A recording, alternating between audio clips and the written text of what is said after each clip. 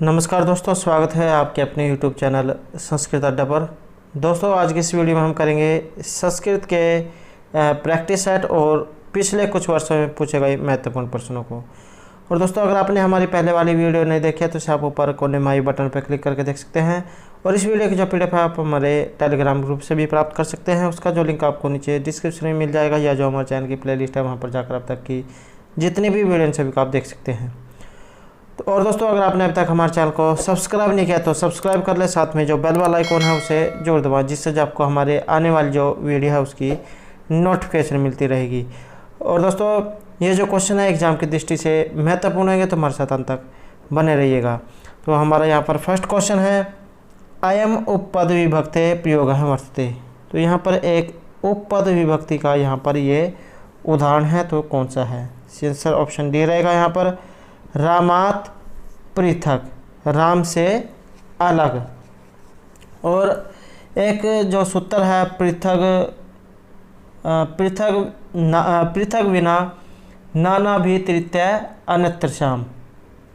तो ये जो सूत्र है यहाँ पर काम करता है, तो ये क्या करेगा? तो ये पृथक बिना नाना शब्दों के साथ जो है द्वितीय तृतीय और पंचमी जो विभक्ति है ये करेगा।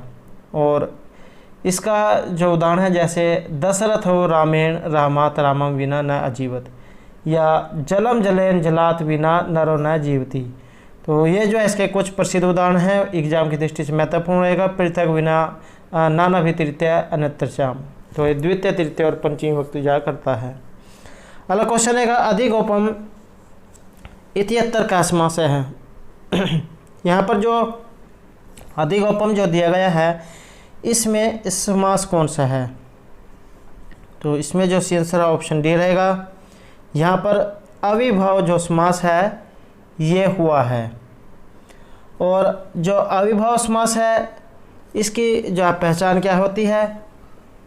तो इस समास के दोनों पदों में से प्रथमा जो पद है वो अव्यय होता है, और जो दूसरा पद है ये संज्ञा होता है, और ये दोनों पद जो है मिलकर अव्यय हो जाते हैं। इसका जो उदाहरण है, जैसे यहाँ पर दिया गया अधिगोपम या आदिहरि। और अगर आपने ये जो समास से संबंधित हमारी पहले वाली वीडियो नहीं देखी है तो इसे आप ऊपर कोने में आई बटन पर क्लिक करके देख सकते हैं, या जो हमारे चैनल की प्लेलिस्ट है वहाँ पर जाकर देख सकते हैं। समास के जितने भी महत्वपूर्ण उदाहरण हैं सभी जो हमारे द्वारा एक वीडियो में कराए गए हैं, तो आप वहाँ जाकर देख सकते हैं। और जैसे यहाँ पर अधिगोपम दिया गया है, इसका विग्रह भी पूछ लिया जाता है, तो गोपस्य समीपम। तो इस प्रकार अधिगोपम अविभव समास। और जो जैसे यहाँ पर ये उपपद तत्पुरुष दिया गया है, ये भी पूछ लिया जाता है। तो जिस तत्पुरुष समास का प्रथम पद उपपद और दूसरा पद कृदंत हो उसे उपपद तत्पुरुष समास कहते हैं। जैसे कुंभकार हैं, कुंभम करोति इति कुंभकार है, अर्थात कुंभ करोति, कुंभकार हैं, कुम्हार। और तत्पुरुष समास यह कौन सा होता है? तो इसके दो जो है भेद होते हैं, व्यधिकरण और समानाधिकरण।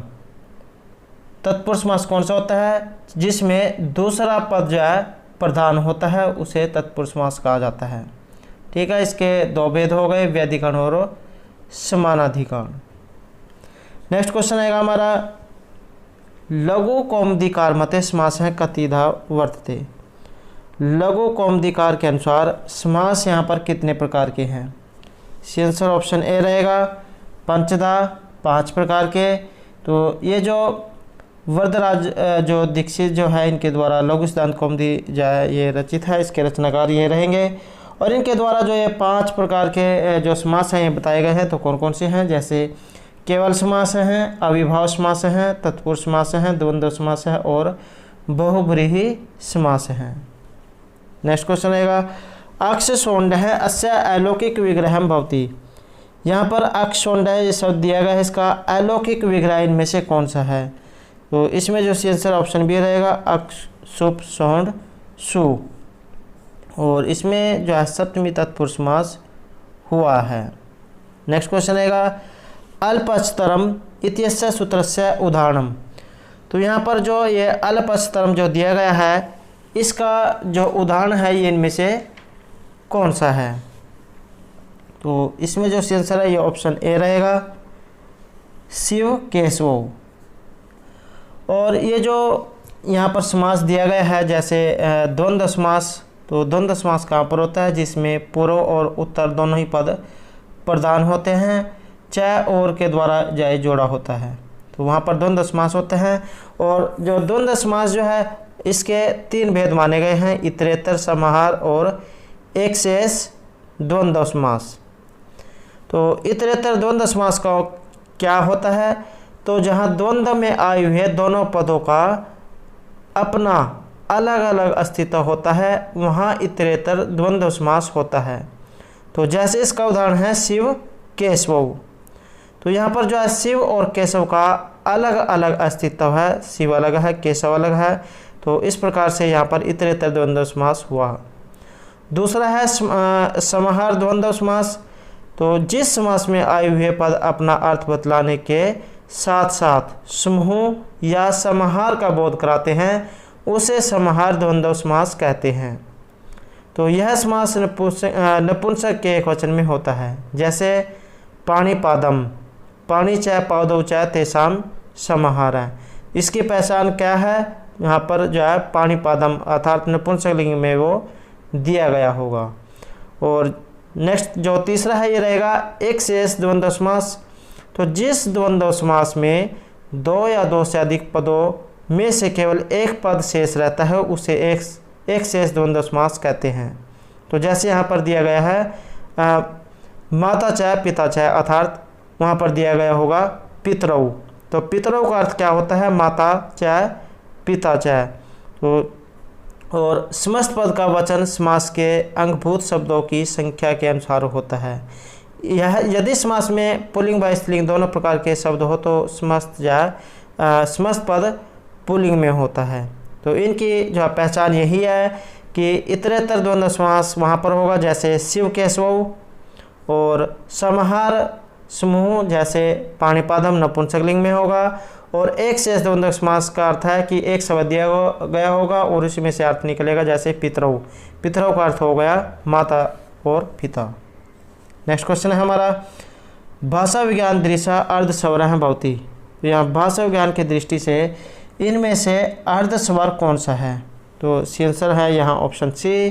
तो ये जो वह जो दिया गया है ये अर्धस्वर रहेगा, और जो अर्धस्वर है इन्हें अंतस्थ वर्ण भी कहा गया है। तो ये जो 4 होते हैं य, र, ल, व। नेक्स्ट रहेगा निम्नलिखितेषु ध्वनि नियमस्य प्रवर्तका न वर्तते। तो इनमें से ध्वनि नियम के एक प्रवर्तक नहीं है, ये कौन है? आंसर रहेगा ऑप्शन सी।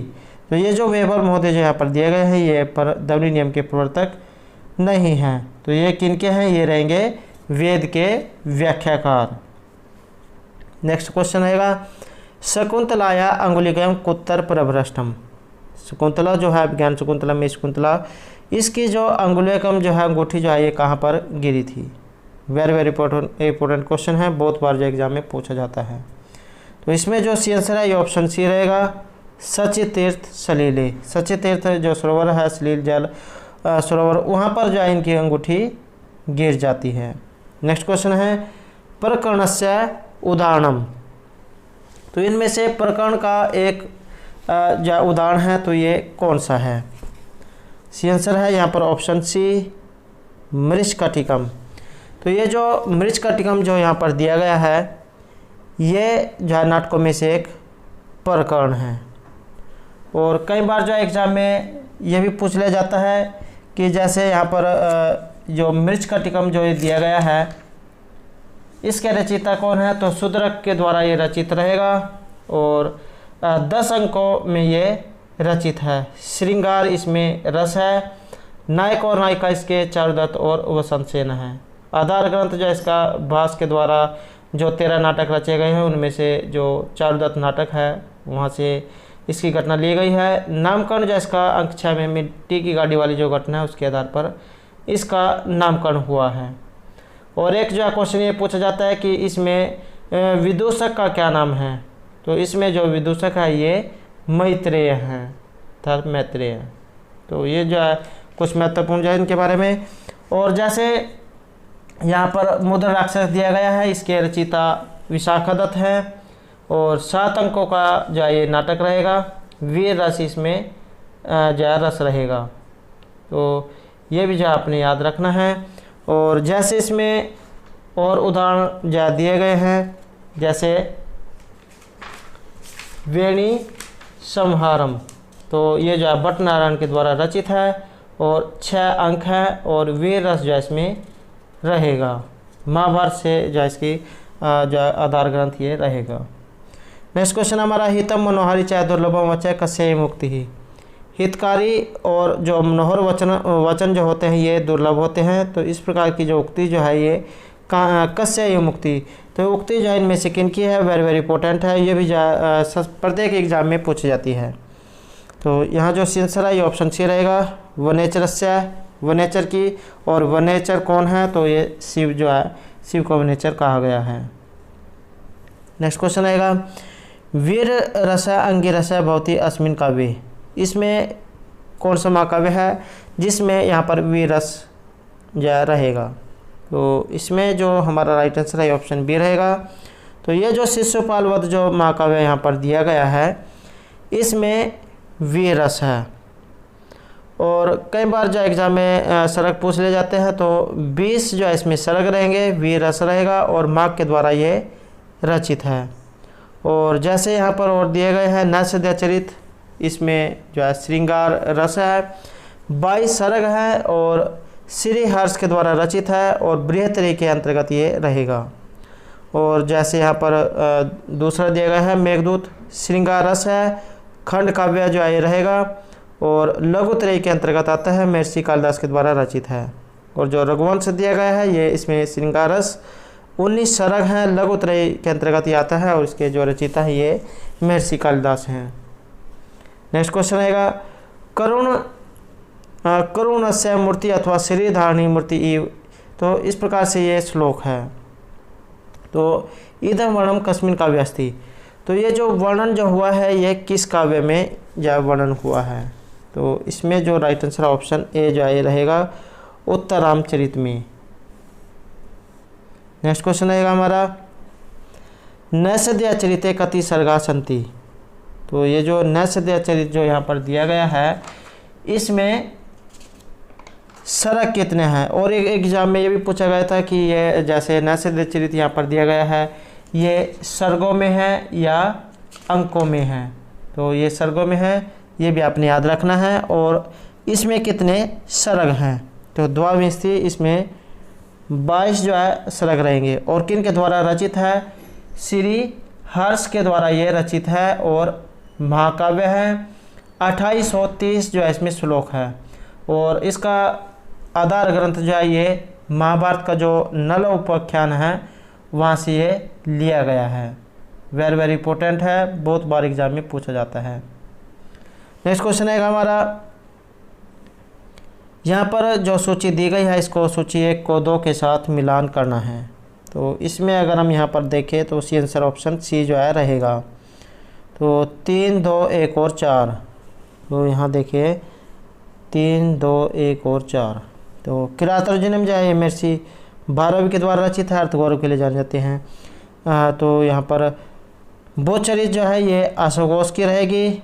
स्वप्नवश दत्तम बास के द्वारा जो रचित 13 नाटक है उनमें से है, 10 कुमार चल रहेगा दंडी की। और दोस्तों अगर आपको ऐसे नहीं याद रहता है कि ये इनमें से ये किन के द्वारा रचित है, तो यहाँ पर शुरू में दा दिया गया है, यहाँ भी द से दंडी और द से 10 कुमार चरित। नेक्स्ट क्वेश्चन रहेगा हमारा, पुण्यवर्मा कस्या देशस्य निरपय आसीत, ये जो पुण्यवर्मा जो यहाँ पर दिए गए हैं ये किस देश के इनमें से राजा थे, तो इसमें जो आंसर ऑप्शन डी रहेगा, विदर्भ देशस्य, विदर्भ देश के राजा थे। और ये कहा भी गया है कि पुण्यवर्मा विदर्भ देशस्य निपासित यथोक्तम दंडीना 10 कुमार चरिते अष्टमी उच्छ्वासे, अर्थात दंडी के द्वारा 10 कुमार चरित जो ग्रंथ जो रचा गया है इसके 8वें उच्छ्वास में जो है इनके बारे में वर्णन भी हुआ है। नेक्स्ट क्वेश्चन रहेगा, चतुर्वर्ग फल प्राप्ति सुखाद अल्पधियामापी कस्य इम मुक्ति, तो ये उक्ति जो यहाँ पर है ये इनमें से किन के द्वारा कही गई है। सी आंसर है यहाँ पर ऑप्शन बी। आचार्य विश्वनाथ के द्वारा कही गई है, साहित्य दर्पण के द्वारा रचित है, 10 परिच्छेदों में है। तो ये भी जो है वेरी वेरी इंपॉर्टेंट रहेगा। नेक्स्ट रहेगा संस्कृत नाटकेषु विदुषकस्य का वर्ग है। संस्कृत के जो नाटक होते हैं जिसमें एक पात्र जो अलग से होता है उसमें हास्य क्रिया के लिए, तो ये विदूषक होता है। तो इनका वर्ग इनमें से क्या है? तो सी आंसर है रहेगा यहाँ पर ऑप्शन सी, हास्यकारी। नेक्स्ट क्वेश्चन है लोकवृत्त अनुकरणम नाट्यम एतत् मया कृतं श्लोकपादोऽयं कस्मिन् शास्त्र ग्रंथे वर्तते। तो इसका जो संबंध है ये ऑप्शन सी जो है रहेगा नाट्य शास्त्र में। नेक्स्ट क्वेश्चन है हमारा मुख्यार्थवाद तदयुक्तो यह अन्यर्थ प्रतीयते रूढ़े प्रयोजन दो असौ लक्षणा शक्तिर अर्पिता। साहित्य दर्पण से जो ये लिया गया है और इसमें किसके बारे में हुआ है? लक्षण के बारे में वर्णन हुआ है। और क्या कहा गया है कि मुख्यार्थ का बाध होने पर तथा उस मुख्य अर्थ से युक्त रूढ़ि अथवा प्रयोजन से जिनके द्वारा अन्य अर्थ की प्रतीति होती है उसे ही लक्षण कहते हैं। और यह शक्ति अर्पित अर्थात कल्पित या गौण होती है। और इसके उदाहरण भी है, जैसे गंगायाम घोषे, गंगा में घर है। तो यहाँ पर इसका बाद होकर ये अर्थ निकलता है कि गंगा के किनारे पर घर है, क्योंकि नदी के बीच में घर नहीं हो सकता। और ऐसे ही दूसरा उदाहरण है कलिंग साहसिका, कि कलिंग साहसी है का अर्थ यही होगा कि कलिंग देश के जो व्यक्ति है वो साहसी है। तो ये जो है यहाँ पर इसके जो है लक्षण रहेंगे। नेक्स्ट क्वेश्चन है रस निष्पत्ति विषय अनुमितिवादम क्या प्रस्तुति ही। रस निष्पत्ति के विषय में अनुमितिवाद जो है यहाँ पर किन के द्वारा प्रस्तुत किया गया है? राइट आंसर ऑप्शन डी रहेगा, श्री शंकु का है, श्री शंकु के द्वारा। नेक्स्ट क्वेश्चन है हमारा सृष्टि उत्पत्ति विषयक विवेचन वर्तते। तो इस सृष्टि उत्पत्ति विषय विवेचन हमें कहाँ से प्राप्त होता है? तो इसमें जो हमारा राइट आंसर है ये ऑप्शन ए रहेगा। तो सृष्टि उत्पत्ति विषयक विवेचन जो हमें ये जो पुरुष जो सूक्त है वहाँ से मिलता है। और जैसे यहाँ पर और जो उदाहरण दिए गए हैं, तो जैसे यहाँ पर पुरुष सूक्त हो गया तो इनके बारे में ये पूछ लिया जाता है कि कौन से मंडल का कौन सा सूक्त है या इनके जो है ऋषि कौन है। तो ये जो पुरुष सूक्त जो है यहाँ पर ये 10वें जो मंडल है इसका 90वां ये सूक्त है। और इसके जो ऋषि है ये नारायण है, देवता इसमें पुरुष ही है। और जैसे अग्नि सूक्त यहाँ पर दिया गया है, तो पहले मंडल का पहला सूक्त रहेगा, ऋग्वेद से जय संबंध रखता है, 200 सूक्त में इनकी स्तुति हुई है। और इसके जो ऋषि है ये विश्वामित्र के जो पुत्र है मधुचंद है। और अग्नि देवता रहेंगे। और जो इंद्र सूक्त दिया गया है दूसरे मंडल का 12वां सूक्त रहेगा, 1028 सूक्त में इनकी स्तुति हुई है। ऋषि जो है इनके ग्रीष्मद है और देवता इंद्र। और जो यहाँ पर पृथ्वी सूक्त दिया गया है अथर्ववेद से लिया गया है और ये कांडों में है। तो इसमें 12 जो है कांड हैं और 12वें कांड का पहला सूक्त है और अथर्वा जो है ऋषि है। नेक्स्ट क्वेश्चन रहेगा हमारा ते है नाक महिमान सचंत यत्तर पूर्वे संध्या संति देवा अस्य मंत्रस्य ऋषि। तो इसके ऋषि जो है इनमें से कौन है? तो इसके ऋषि कौन है? राइट आंसर रहेगा ऑप्शन डी। तो इसके जो यहाँ पर ऋषि हैं ये रहेंगे नारायण है, नारायण।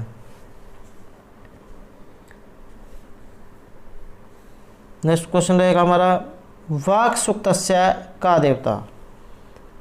ये जो यहाँ पर वाक् सूक्त जो दिया गया है ये ऋग्वेद के 10वें मंडल का 125वां जो है ये सूक्त है। तो वेरी वेरी इंपॉर्टेंट रहेगा। और इसमें देवता जो है इनमें से कौन है? तो सी आंसर रहेगा ऑप्शन बी, आत्मा जो है यहाँ पर देवता है। नेक्स्ट क्वेश्चन रहेगा हमारा यज्ञस्य देवम इत्यत्र देवम पदस्य स्वरास्ति। यहाँ पर जो स्वर है ये कौन सा है? सी आंसर है ऑप्शन ए, देवम। ये जो देवम जो दिया गया है यहाँ पर स्वर रहेगा। नेक्स्ट क्वेश्चन है अहम अस्मि सहमान उत्तरो नाम भूमि अहम मंत्र अंशो अयम वर्तते। तो ये जो मंत्र जो यहाँ पर दिया गया है ये कहाँ से लिया गया है? इसका आंसर है ऑप्शन ए। तो पृथ्वी जो सूक्त है वहाँ से ये लिया गया है। और जो पृथ्वी सूक्त है ये 12वां जो कांड है इसका पहला सूक्त है। अथर्वा जो है इसके ऋषि हैं। और इसमें क्या कहा गया है? तो इसमें कि अहम अस्मि सहमान उत्तरो नाम भूमि अहम अभिसार अस्मि विषवाट असमाम विषा सही। तो कि मैं जो है सहनशील हूँ अतः पृथ्वी पर उत्कृष्ट रूप से प्रसिद्ध हूँ। शत्रु सेना के सम्मुख आने पर भी मैं सहनशील बना रहता हूँ। मैं सबसे अधिक सहनशील हूँ और प्रत्येक दिशा में मैं विशेष रूप से सहनशील प्रसिद्ध हूँ। इसका अर्थ यह निकलता है कि जो सहनशील मनुष्य है इस संसार में प्रसिद्ध हो जाते हैं। अपनी आलोचना सुनकर भी सहनशील ही रहना चाहिए। शत्रु के सामने आने पर भी सहनशीलता को हाथ से नहीं जाने देना चाहिए। तो ये जो इसमें बताया गया है। नेक्स्ट आएगा सुना सेप आख्यान उल्लेखो नास्ति। तो ये जो सुना सेप जो आख्यान है इसमें एक उल्लेख नहीं हुआ है। तो ये जो ऑप्शन सी जो है यहाँ पर राइट आंसर रहेगा। बादरायण जो है इनका इसमें उल्लेख नहीं हुआ है। नेक्स्ट क्वेश्चन है आध्यात्मिक व्याख्या पद्धतौ वेदे प्रयुक्त अग्नि शब्द से अयम अर्थ है। तो आध्यात्मिक जो व्याख्या पद्धति है इसमें वेद में प्रयुक्त अग्नि शब्द का जो अर्थ है ये इनमें से क्या लिया गया है? राइट आंसर रहेगा ऑप्शन सी। तो परमात्मा से जो इनका संबंध रहेगा। नेक्स्ट क्वेश्चन हमारा यहाँ पर जो सूची जो दी गई है इसे 1 को 2 के साथ मिलान करना है। तो इसमें अगर हम देखें राइट आंसर रहेगा ऑप्शन बी। तो ये जो है यहाँ पर सही रहेगा। तो इसमें अब देखते हैं। तो अग्नि सूर्य आप विश्व देवान च दधु, ये इसका संबंध अथर्ववेद से रहेगा। और स अंगवेद यदि वा न वेद है तो इसका संबंध ऋग्वेद से है। और स यत्मम त्वम कृतानु अंकुरा वर्थमसी, तो ये सतपथ ब्राह्मण से। भीम एव, तो इसका संबंध जो है ऐतरेय ब्राह्मण से रहेगा। नेक्स्ट क्वेश्चन है तद अंतरस्य सर्वस्य तद ओ सर्वस्य बाह्यता इत्यस्य कुत्र उपदेश है। तो यहाँ पर जो ये उक्ति जो दी गई है, मंत्र जो दिया गया है, ये इसका उपदेश कहाँ पर है? राइट आंसर है ऑप्शन ए। ईशावास्य उपनिषद से लिया गया है। और इसमें क्या कहा गया है कि तद एजति तद न एजति तद दूरे तद अंतिके तद अंतरस्य सर्वस्य तद ऊ सर्वस्य बाह्यता है। ये जो ब्रह्मा जो है ये तद एजति तद न एजति, ये चलते हैं ये नहीं चलते हैं, ये पास में है ये दूर में है, ये इस संसार के अंदर है और ये इस संसार के बाहर है। तो इस प्रकार की बात इस मंत्र में हुई है। नेक्स्ट क्वेश्चन है यत मनसा नाम नोते येन आहु मन है मतम कुत्तर ये मुक्ति है। तो ये जो है यहाँ पर कहाँ से ये ली गई है? तो इसमें जो राइट आंसर ऑप्शन बी रहेगा केन उपनिषदि केन उपनिषद से। और इसमें क्या कहा गया है कि यत मनसा नाम नोते येन आहु मन है मतम तदेव ब्रह्मा त्वम विधि न इदम यद इदम उपासते, कि वह जो मन के द्वारा मनन नहीं करता है, वह जिसके द्वारा मन स्वयं मन का विषय बन जाता है, उसे ही तुम ब्रह्मा जानो, न कि इसे जिसकी मनुष्य यहाँ उपासना करते हैं। तो दोस्तों ये थे हमारे आज के संस्कृत से संबंधित कुछ महत्वपूर्ण क्वेश्चन जो आपके आगे आने वाले एग्जाम के लिए महत्वपूर्ण होंगे। और दोस्तों अगर आपने अभी तक हमारे चैनल को सब्सक्राइब नहीं किया तो सब्सक्राइब कर ले, साथ में जो बेल वाला आइकन है उसे जरूर दबाएं, जिससे जब आपको हमारे आने वाली जो वीडियो उसकी नोटिफिकेशन मिलती रहेगी। और दोस्तों वीडियो को लाइक कमेंट और शेयर जरूर कीजिएगा। और दोस्तों हमारे साथ अंत बनाने के लिए धन्यवाद।